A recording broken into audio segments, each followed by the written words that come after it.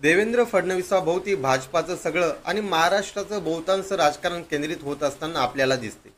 2019च्या November महिन्यात महाराष्ट्राच्या राजकारणाला अभूतपूर्व कलाटणी मिळाली. त्यानं महाराष्ट्राचं राजकारण असं बदललं की त्याचा मागमूस आज जवळपास 5 वर्षानंतरही लागत नाही.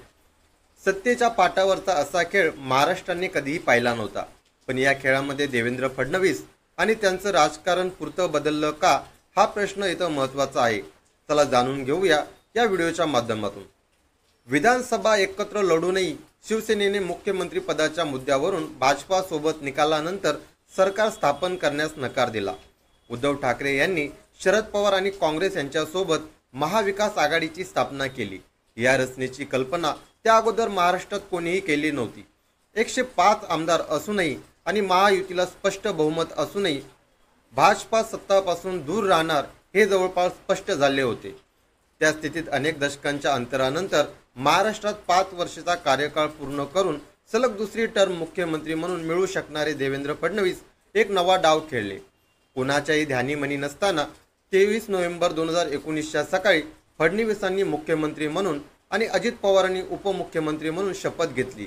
हा पहाटेचा शपथविधी म्हणून महाराष्ट्राच्या राजकीय इतिहासात हे प्रकरण आजरमार झाले. या डावात कोण कोण सहभागी होते, भाजपाकडून मोदी आणि अमित शहाची भूमिका काय होती, शरद पवारांचा याला होकार होता का, अजित पवार एवढ्या टोकाला का गेले, असे अनेक प्रश्न आजही जिवंत आहेत आणि त्याचे प्रत्येकाने आपापल्या बाजूने दिलेले अपूर्ण उत्तरही आहेत. पण या स्थितीत केंद्रस्थानी देवेंद्र फडणवीस होते. या स्थितीत उद्धव ठाकरेंनी ऐन वेळेस पाठिंबा देण्याचं नकारून पाठीत खंजीर खुपसला आणि शरद पवारांचा अगोदर भाजप राष्ट्रवादी एकत्र येण्याला होकार होता, पण त्यांनी ऐन वेळेस माघार घेतली. हे नंतर फडणवीसांनी अनेक ठिकाणी सांगितले.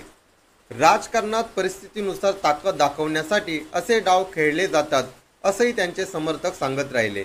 त्यांच्या आक्रमक पवित्र्याने राज्य सरकार अनेकदा अडचणीत आलं. सचिन वाजे, मनसुख हिरेन आणि अँटलिया प्रकरणात प्रामुख्याने ते दिसलं. फडणवीसांच्या आरोपासमोर 3 पक्षाच्या महाविकास आघाडीची अनेकदा दमछाक झाली. त्यात कोविडचा काळ आला. फडणवीसांनी कोविड काळातील होणाऱ्या मृत्यूच्या आकड्यावरूनही सरकारला धारेवर धरलं. पण त्या काळातही पडद्यामागे एक नवा राजकीय डाव खेळला जात होता. 2022च्या जून महिन्यात जेव्हा विधान परिषद निवडणुका झाली आणि त्या दिवशी रात्री राजकारणात मोठी पडझड झाली. शिवसेनेमध्ये एकनाथ शिंदेचं बंड झालं. सेनेचे जवळपास 40 आमदार शिंदेसोबत गेले आणि त्यांचा सुरत गुवाहाटीचा असा दौरा झाल्यावर उद्धव ठाकरेचं सरकार कोसळलं. पण तेव्हाही सगळ्याचं लक्ष देवेंद्र फडणवीसांवर होतं. जेव्हा शिंदेचे आमदार आणि भाजपा एकत्र येऊन सरकार स्थापन करणार हे स्पष्ट झाल्यावर साहजिकच फडणवीस मुख्यमंत्री असतील हे सगळ्यांना ठाऊक होतं. पण तसं घडलं नाही. स्वतः फडणवीसांनीच घोषित केलं की राज्याचे मुख्यमंत्री हे एकनाथ शिंदे होतील. हा फडणवीसांच्या राजकारणातील सर्वात मोठा धक्का मानला जातो. फडणवीस मोदी आणि शहाच्या सांगण्यावरून उपमुख्यमंत्री झाले, पण नव्या महायुतीचं सत्ता केंद्र तेच राहिले. शिवसेनेच्या फुटीपर्यंत ही महायुती सीमित राहिली नाही, तर काहीच महिन्यात राष्ट्रवादीही फुटली आणि अजित पवारही महायुतीत सहभागी झाले. अजून एक उपमुख्यमंत्री आल्याने फडणवीसांना आपल्या सरकारमध्ये प्रतिस्पर्धी निर्माण झाला. पक्षाची ही अशी फूट व फोडाफोडी महाराष्ट्राने यापूर्वी कधीही पाहिली नव्हती. एकनाथ शिंदे आणि अजित पवार हे त्यांच्या पक्षाच्या बंडाचे नेतृत्व करत असले तरीही सगळ्यांचं लक्ष मात्र भाजपाकडे आणि पर्यायाने फडणवीसाकडेच होते. या नाटकाचे खरे कलाकार देवेंद्र फडणवीस आहेत, असं आपल्या शैलीत एकनाथ शिंदेने विधानसभेत सांगितलं होतंच. पण यानंतरही एक एक तपशील बाहेर येत गेले. रात्री उशिरा बैठका कशा व्हायच्या याच्याही सुरस कथा येथे सांगितल्या गेल्या. मला पुन्हा यायला 2.5 वर्ष लागली, पण मी पुन्हा आलो आणि 2 पक्ष फोडून आलो, असं एका मुलाखतीत फडणवीसांचं वाक्य फारच गाजलं. शिवाय इंडिया टुडेच्या कार्यक्रमात त्यांनी पाठीत खंजीर खुपसणाऱ्या उद्धव ठाकरेच्या कृतीचा बदला घेतला, या विधानाची खूप चर्चा झाली. या सगळ्या घटनांचा महाराष्ट्राच्या मतदारावर मानसिकतेवर परिणाम झाला. पक्षफुटीचं असं राजकारण अगोदर न पाहिलेल्या महाराष्ट्राला हे किती पटलं हा प्रश्न होताच. लोकसभेच्या निकालाच्या त्या अगोदर झालेल्या काही पोटनिवडणुकीच्या निकालामध्ये ते दिसलं. भाजपाची आणि फडणवीसांची प्रतिमा या राजकारणाच्या दरम्यान बदलली. दुसरीकडे एकनाथ शिंदे आणि त्यातही अजित पवारांना सोबत घेतल्यानं भाजपाचा मूळ मतदारही दुखावला. विशेषतः अजित पवार राष्ट्रवादी यांच्या राजकारणाच्या विरोधात फडणवीसाचं राजकारण उभं राहिलं. त्याचा मूळ मुद्दा भ्रष्टाचाराचा होता, पण तरीही राजकीय तडजोड झाली. हा सूर बळावला. शिंदे आणि अजित पवार यांचे प्रभावी मराठा समाजातल्या नेत्यांचा सत्तेत येण्यानं देवेंद्र फडणवीस यांना नवे प्रतिस्पर्धी तयार झाले. 2019च्या अगोदरचे फडणवीस आणि त्यानंतरचे फडणवीस असा सरळ फरक करता येईल. अगोदरच्या फडणवीसाची प्रतिमा उत्तम प्रशासक, संवेदनशील राजकारणी अशी होती.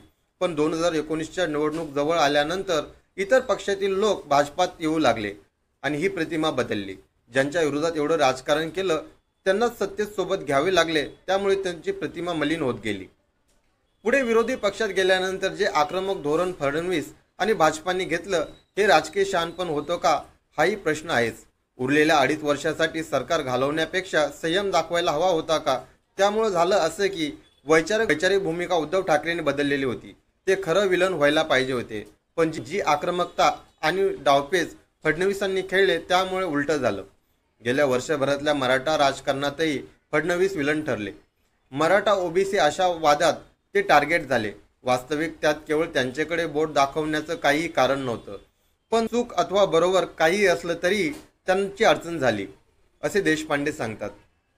मराठा आरक्षणाचा मोठा फटका भाजपला 2024च्या लोकसभा निवडणुकीत बसला. सगळीकडे पिछेहाट झाली. या निकालाची जबाबदारी घेत देवेंद्र फडणवीसांनी सरकारमधून बाहेर पडून पक्ष संघटनेत काम करण्याची इच्छा दाखवली. पण सध्या त्यांच्या ताकदीचा एकही नेता महाराष्ट्रात पक्षाकडे आणि महायुतीकडे नसल्याने त्यांना पक्ष संघटनेत काम करायचा मौका मिळाला नाही. भाजपला फक्त महाराष्ट्रातच विरोध होता असं नाही. उत्तर प्रदेश, राजस्थान सगळीकडेच पिछेहाट झाली. पण भाजपाबद्दल इथे राग होता आणि भाजपचा चेहरा असल्यामुळे फडणवीसाबद्दल राग होतात हेही नाकारता येणार नाही. तो राग अजूनही मावळेला दिसत नाही. त्यामुळेच त्यांनी महाराष्ट्रात काम करावे की त्यांना केंद्रात घ्यावे हा प्रश्न पक्षापुढे निर्माण झाला आहे असं राजकीय विश्लेषक अभय देशपांडे यांना वाटत आहे. यापुढील अपडेटसाठी आणि अशाच प्रकारच्या व्हिडिओजसाठी भाऊची बात या आपल्या यूट्यूब चॅनलला सबस्क्राईब करा आणि बेल आयकॉन दाबायला विसरू नका.